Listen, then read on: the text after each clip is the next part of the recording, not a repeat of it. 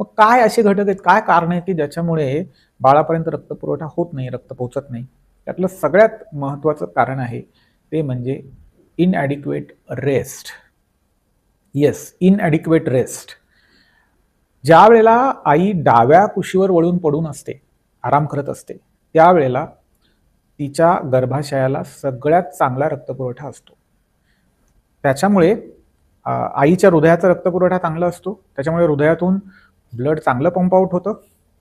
व्यवस्थित blood pump out झालं हृदयातून तर गर्भाशयाकडे ते व्यवस्थित चांगल्या प्रेशरने जातं आणि बाळाचा रक्तपुरवठा जो आहे तो बाळाच्या ब्रेन डेव्हलपमेंटच्या दृष्टीने चांगला असतो. म्हणून डाव्या कुशीवर वळून पडून आराम करणं अपेक्षित आहे. किती आराम करायला पाहिजे?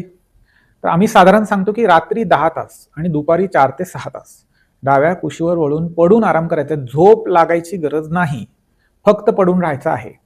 या व्यतिरिक्त आम्ही आणखी काही गोष्टी पाहतो की वेट गेन जर एक्सेस होत असेल तर याचा अर्थ तुमचा आराम तुमच्या बाळासाठी कमी पडतोय. म्हणजे काय, 24 आठवड्यापर्यंत 300 ग्रॅमपेक्षा जास्त वेट गेन होतंय, गेन लॉस नाही म्हणते मी, वेट गेन जास्त होत असेल तर, किंवा 24 आठवड्यानंतर 40 आठवड्यापर्यंत 500 ग्रॅमपेक्षा जास्त तुमचं वजन वाढतंय, असं जर असेल तर तुम्ही जो आराम घेताय तो तुमच्यासाठी, तुमच्या बाळासाठी कमी पडतो आहे, तर तुम्हाला त्याच्यासाठी जास्त आराम करणं अपेक्षित आहे.